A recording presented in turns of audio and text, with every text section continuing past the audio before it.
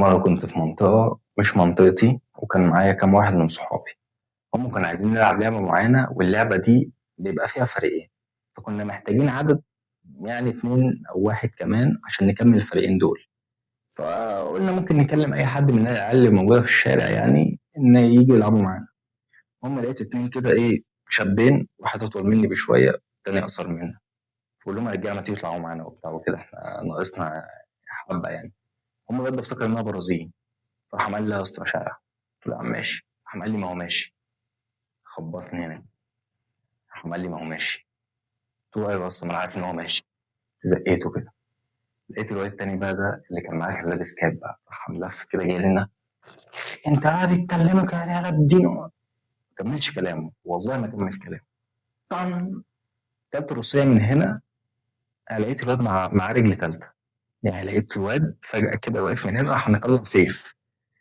السيف ده كان عبارة عن كازلك، حاجة اسمها 36 كده، سكينة حوالي في طول دراع أو أطول سنة. طلعها من جنبه حنطوق، زحها في جنب رجلي. طبعا السكينة بيبقى رازعها بالجنب في الأول خالص في بداية الخناقات، بيزعها بالجنب مش بالسن. رازعها بجنبي، أنا خفت. لأ، مسكتها منه. والله مسكتها بالنصل أصلا واتعورت في إيدي هنا ساعتها، ورزعت بصية كمان. المهم العيال اللي كانت معايا أصحابي جم يحشوني أنا عن الواد. الواد كان معاه كازلك أصلا، ولقيت إيدي هنا جابت دم. الواد مناخيره جابت دم وقعد يمسحها بالكامل. رحت الواد التاني، انا واقف كده لقيت واحد بيقول لي ده هطلع دين وما اعرفش ايه، وانا اعرفك ازاي تعمل كده في المدينه وبتاع. هو كان زي كومباوند كده. لقيته ماسك الموبايل. المهم بعد الشتيمتين دول قمت مديله بالرجل من غير ما اتكلم. والله يا جدعان ما كان في بني ادم بيني وبين الواد ده. الواد ده لو كان عايز يعمل اي حاجه، ده غير انه كان جسمانيا اكبر مني، لو كان عايز يعمل اي حاجه كان عملها. محدش بيحوشه ومحدش منعه عن ان هو يجي عليا.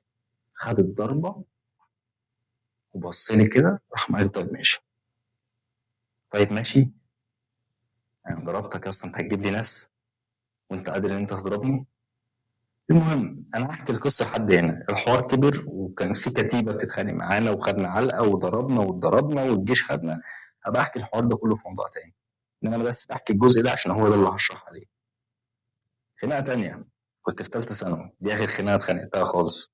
انت في ثالثه ثانوي في الامتحانات الاخيره بيبقى فيه مجموع كبير جدا من الطلبه، كل العيال بتحضر، ده امتحانات.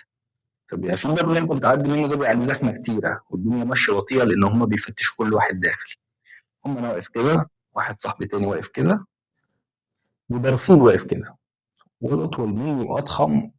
يعني واد بالنسبه لي هو اخويا الكبير، فاهم حاجه. هم واقف ده صاحبي ده كان بيتكلم مع المدرس، لقيت الواد ده بيزقه مط يلا يا اسطى. فراح التاني ده راح صاحبي رد عليه وما اعرفش ايه، قعدوا يشدوا مع بعض. انت رايح الواد خبطت له كده على صدره. يا اسطى احنا داخلين امتحان وبتاع وما اعرفش ايه وكده ما ينفعش. ما نزلك انا يا خوال انت. هو شتمني كده، ما عملتش اي حاجه، ما اتكلمتش. كان كشاف في رجلي، والله ده اللي حصل. كلت الكشاف في رجلي دول، انا قلت ان انا 100% هطير. الواد ده اصلا وانا برفع ايدي كده انا عارف ان انا لو وقعت تحت ايده الواد ده مش هرحم، مش هيبقى فيها حتى رايح جاي، مش هضربك وتضربني، الواد ده هيضرب بس. بالنسبه للجسم اللي انا كنت شايفه. مجرد ما خد الرجل ورجع ورا وشفته هو بيشتم، انا عرفت قد ايه الواد ده ضعيف. الواد كان باين عليه جدا ان هو هيغوله، بيتكلم بس. انا سكت. قعد يشتم بالام وبالاب وقعد يجيب السيره بتاعك وانا ما بعملش اي حاجه. انا خلاص ضربتك. انا اثبتت نفسي في اهم جزء، انت بقى تقعد تتكلم براحتك. فاللي انا عايز اوصله لك ان في الخناقات دي انا كنت خايف. في الخناقه اول ما الواد رفع عليا الكازلك اكيد كنت خايف. الخناقه وانا برفع ايدي على الواد انا عارف ان هو يضربني، عارف ان الواد اقوى مني ويقدر يضربني، لكن برضه دخلت الخناقه. عايز اوضحه لك من الحوار ده كله كبيز كده للحلقه، كبدايه للحلقه. مش عيب انك تتضرب، عيب انك تخاف تتضرب. يلا نبدا الحلقه. مبدئيا انت لو ما اتخانقتش يبقى انت مش راجل، ودي مش قاعده ومش معنى كده ان انت لازم تبقى بلطجي. لكن لو انت راجل يا اسطى، لو انت عادي ومسالم جدا، انت هتلاقي اللي هينكشك وهتلاقي اللي هياكل حقك وهتلاقي اللي بيهينك. فمعنى ان المواقف دي كلها عدت عليك وانت ما اتخانقتش ان انت سبت حقك. واللي بيسيب حقه بيبقى ايه؟ بالظبط زي ما انت قلت كده. لكن انت تتخانق بقى وانت لا، انت تقول الخناقه دي لازم ادخلها انا ليا حق، وانت لا. الفيصل بسيط جدا.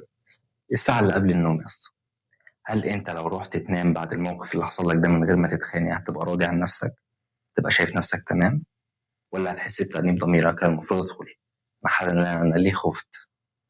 ده بقى اللي هيفرقك في كل الخناقات. هل انا لو سكت في الموقف اللي انا فيه ده هيبقى انا ليا حق؟ يعني مثلا ابسط سيناريو، واحد شتمك بامك وانت ماشي، هل لو شتمك بامك وسكت انت هيحصل لك حاجه؟ الشتيمه دي عورتك؟ لا. وهل لو انت ما دخلتش الخناقه دي هل هيحصل لك حاجه؟ لا. ايه اللي هيحصل لك؟ هتتعذب، هتاكل علقه بنت حرام من مخك قبل ما تنام. فده المقياس بقى، هل انت هتبقى مرضي لو الموضوع خلص دلوقتي ولا هتبقى مرضي لما تخش حتى لو اتضربت؟ انا عندي ان انا اخش الخناقه واتضرب فيها احسن من ان انا اطنش الخناقه دي اصلا ويبقى ليا حق، لان العلقه اللي هياكلها دماغي اكتر بكتير من اي علقه انا هاخدها في الحياه. وهو ده الراجل يا اسطى، الراجل عباره عن كتله مشاعر. سيبك بقى من الكلام بيقول لك ان الرجاله بلا مشاعر والانضباط وده، الراجل عباره عن مشاعر. انت بتدافع عن مشاعرك وقيمك. الناس زمان والمحاربين والملوك كانوا بيخشوا حروب وهم شايفين اصحابهم بيتقتلوا برضه بيخشوا، مع ان هو كان قادر بكل بساطه يوجه الحصان بتاعه من كده لكده ويجري. بس ليه؟ عشان ما يتقالش عليه جبان. هو شايف ان كلمه ولقب جبان ده ان هو يتقال عليه ان هو يموت احسن له ولا انه يتقال عليه جبان. فمدى رجولتك بيعتمد على قد ايه انت بتدافع عن مشاعرك. الغرور، انت ليه بتحاول تثبت نفسك؟ انت على فكره انت لو عشت العيشه العاديه ان انت تعيش مثلا على عيش، ان انت تاكل عيش وميه وتاكل اكل عادي جدا وتعيش عيشه بسيطه، انت هتبقى تمام مش هتموت يعني. لكن انت بتبقى عايز تثبت نفسك، عايز توصل لحاجه، عايز تكسب في المنافسه دي، عايز تكسب في التحدي ده عشان تدافع عن الغرور بتاعك. فانت عباره عن كتله مشاعر. والراجل القوي هو الراجل اللي هيدافع عن المشاعر ده، هو اللي هيشوف انها لا، انا هتاذي واتعور احسن ما يتقال عليا جبان، انا اتعب واشتغل كل يوم احسن ما يتقال عليا ان انا ما حققتش نفسي، ان انا بلا قيمه. فالفكره كلها ليه انت بتخش تتخانق؟ دفاعا عن مشاعرك. طيب نيجي بقى لاهم جزء، الخوف، وده اللي انت اكيد داخل الحلقه دي عشانه. طيب الانسان عباره عن جزئين، جزء داخلي وجزء خارجي. جزء داخلي اللي هو افكارك ومعتقداتك وقيمك وعاداتك ومشاعرك والصفات اللي موجوده فيك. جزء خارجي اللي هو الناس تقدر تشوفها بعينها. جزء داخلي حاجات انا ما اقدرش اشوفها عنك، افكارك ما اقدرش بشوفها عليك وانت ماشي. مجرد ما تطبق افكارك دي وتبتدي تظهرها بقت جزء خارجي. في البدايه النهارده هحكي لك ازاي من داخلي اصلا تبقى انت عندك عقليه بلطجي. انت ما عندك استعداد ان انت تموت، ما عندكش اي مانع ان انت تموت دلوقتي، ما فيهاش اي حاجه، تخش في ادخن تخين. الجزء الخارجي ازاي بقى خليك تترجم الكلام ده للواقع. نبتدي بالجزء الداخلي، الخوف. انت ليه بتخاف اصلا؟ الخوف بينشأ من حاجتين. الخوف بينشأ من ان انت مش عارف ان انت هتموت، دي حقيقه، انت حرفيا ما تعرفش ان انت هتموت يا اسطى. الجزء الثاني مده الانتظار. تعال نمسك الجزء الاول. في الجزء الأول ده الناس اللي بتحب المحاربين بتوع زمان، خالد بن الوليد، عمر بن الخطاب، الاسكندر، جنكيز خان، تفهم هتترجم لوحدك كده الناس دي كانت جايبه الشجاعه دي منين، وهتعرف هي ليه مش موجوده دلوقتي بعد ما نشرح الجزء ده. امسك اي خطر او اي خوف في حياتك حاول تكبره. ناخد الخناقات كمثال عشان هي دي اللي الحلقه داير عليها النهارده. خناقات، اكبر حاجه ممكن تحصل لك في خناقه ايه؟ تتعور؟ لا مش اكبر حاجه. تتفتح؟ برضه مش أكبر حاجة. تموت؟ هل في حاجة بعد الموت؟ لأ. أنت تتقتل في خناقة، هل في أذية تانية ممكن تحصل لك؟ لأ مفيش أذية تاني. أنت كده كده هتموت يا اسطى. أكبر حاجة ممكن تحصل لك عن الجوع والفقر إيه؟ إن أنت تتشرد في الشوارع؟ مش أكبر حاجة، هتلاقي أكل برضه. طب جوعت أكتر هتموت من الجوع. طب ما أنت كده كده هتموت يا اسطى. فإدراكك إن أنت كده كده هتموت هو ده اللي بيديك الشجاعة. ليه بقى؟ لأن أكبر مخاطر ممكن تقابلك مش هتخاف منها. الخطر ده هيبقى ايه يعني؟ الخناقه اللي انا داخلها دي ايه اللي هيحصل لي فيها يعني؟ هموت؟ طب ما انا كده كده هموت. هتبتدي تخش في كل حاجه بقلب جامد بقى. فدي عايز اقول لك ان المحاربين زمان كانوا اقوياء، لان المحاربين زمان ما كانوش بيخافوا من الموت. ليه؟ لان الحوار ما كانش غامض. دلوقتي الموت غامض.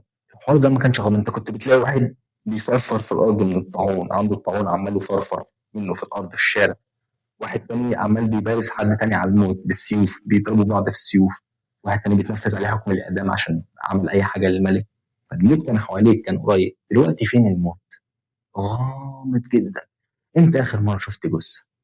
انت شفت حد بيتقتل اصلا قدامك؟ مش هتلاقي. والغموض يعني الخوف، الحاجه الغامضه هي الحاجه اللي احنا بنخاف منها.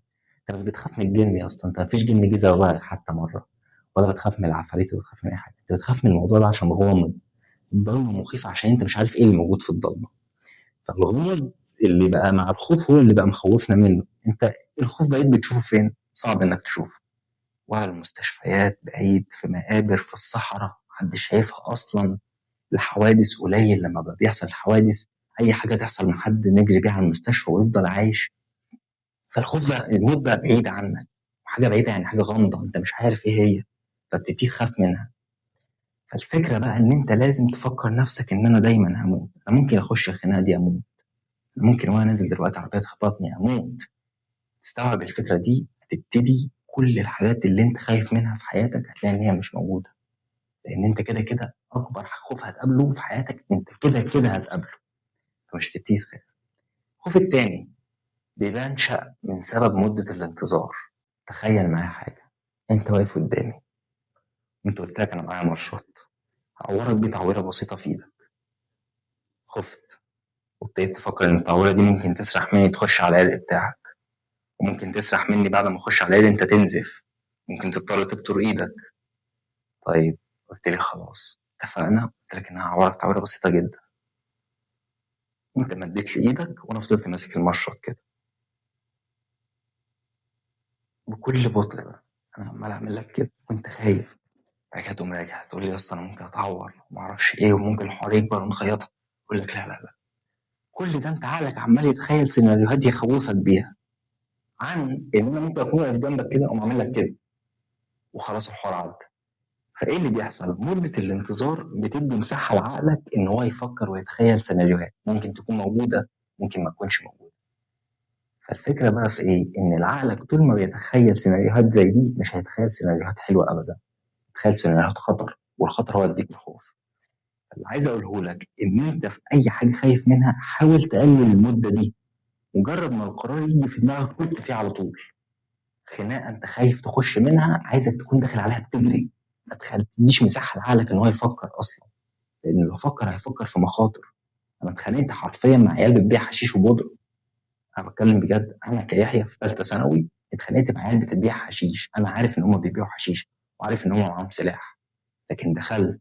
لو كنت قعدت فكرت شويه في ان هم دول معاهم سلاح ومتصيطين في المنطقه وهيجيبوا لي ناس كان ممكن ما اتخانقش. لكن دخلت على طول عشان ما اخليش عقلي يفكر. بالفعل الخناقه خلصت ولقيت ان مفيش اي حاجه من اللي كانت في دماغي دي موجوده. فعايز تقضي على الخوف، معاك المفتاحين دول. لازم تستوعب ان انت هتموت، انت هتموت، انت هتموت. انا ببشرك على فكره، ودي مش حاجه، ده مش تشاؤم، ده مش اي حاجه، ده الطبيعه البشريه، انت لازم تموت اصلا عشان في ناس تعيش. الحاجه التانيه قلل وقت الانتظار على قد ما تقدر. طيب ده الجزء الاول، ان انت ما تخافش من الخناقات. الجزء التاني القابليه للخناق، قابليه للاذى. لازم يكون عندك قابليه ان انت تتخانق، ولازم يكون ده ظاهر قدام الناس. لازم الناس تكون كلها عارفه ان انت مش بتتخانق دلوقتي عشان الموضوع ما يستاهلش، مش عشان انت مش عايز تتخانق. لازم في أي سيناريو تخشه يكون عندك قابلية للخناق، إن لو الموضوع اتقلب ورفعنا إيدينا على بعض ورفعنا سلاح على بعض أنا جاهز. لازم القاعدة دي تكون عندك. لو حد حس إن أنت بس بتتكلم ومش مستعد تتخانق هيركبك، حرفيا هيركبك. لازم يكون عندك قابلية للخناق، ولازم يكون عندك قابلية إن أنت تأذي، إن أنت ترفع سلاح. ما بقولش إن أنت تكون بلطجي، لكن أنت أوريدي هتخش في السيناريو ده. أكيد في سيناريو في حياتك هتضطر فيه تمسك سلاح. طيب احنا كده خلصنا الجزء الداخلي كاملا، عرفتك الخوف وعرفتك القابلية للخناق. طيب احنا كده خلصنا الجزء الداخلي. ازاي تتغلب على خوفك؟ بان انت تدرك ان انت هتموت كده كده، وان انت تقلل من الوقت اللي انت هتستنى فيه عشان عقلك ما يبتديش يكبر لك المخاوف دي. الجزء الخارجي، ازاي فعلا تتخانق؟ لازم يكون معاك سلاح يا اسطى. سلاح، في امثله كتيره قوي للاسلحه، والامثله دي يستحسن ان انت يكون معاك اكتر من سلاح منها. سلاح، سلاح، او سلاح، او سلاح. يكون معاك صحاب، معاك حاجه اكتر من دي تمام. بتلعب جيم، جسمك قوي وبتلعب فنون قتاليه وماشي بسلاح في جنبك، ومعاك صحابك شلة يقدروا يكسروا الدنيا عشانك، فأنت لازم تجمع أي نوع من الأسلحة دي، لازم تجمع أي نوع من الأسلحة دي. الجرأة لوحدها مش كفاية إن أنت تكسب في الخناقات، مع إن هي بالنسبة ل90% للناس، الناس كلها ما عندهاش الجرأة الكافية إن هي تعمل حاجات جنونية وإن هي تخش في الخناقات. فالجرأة هتكسبك في معظم الوقت، لكن هي مش كفاية. مش هتبقى كفاية أنت لو دخلت مع حد عنده نفس الجرأة. فالحاجات اللي أنا بقول لك عليها دي إضافة للجرأة بتاعك هي اللي فعلا هتخليك تكسب. يكون معاك سلاح وعندك قلب إن أنت تستخدمه. يكون معاك سلاح، انزل اتعلم يا اسطى فنون قتالية. انزل اتعلم فنون قتالية، أنت لازم تتعلم فنون قتالية. لازم يكون في أوسخ سيناريو في حياتك أنت قادر إن أنت تضرب. اعمل شلة، اتعرف على كام بلطجي في منطقتكم، جدع معاه يا اسطى، جدع معاه، عدى عليه بسجارة يا اسطى. والله لو بلطجي في حارتكم والعيال اللي بتبيع حشيش عندكم في النص اللي معاها مطوي دايما دي، عديت عليهم بسجارتين هيبقوا صحابك. تفتكرش ان الحوار معقد؟ يعني هم قلبهم طيب على فكرة. لازم يكون معاك اي سلاح من الاسلحة دي. انا مش بقول لك ان انت تبقى بلطجي، لكن بقول لك ان انت كده كده كراجل هيبقى في سيناريوهات في حياتك تتعرض فيها لمواقف لازم تتخانق فيها. لازم يكون عندك قابلية للخناق في المواقف دي. لازم تتخانق في المواقف دي عشان دفاعا عن مشاعرك. لازم تكسب في الخناقات دي.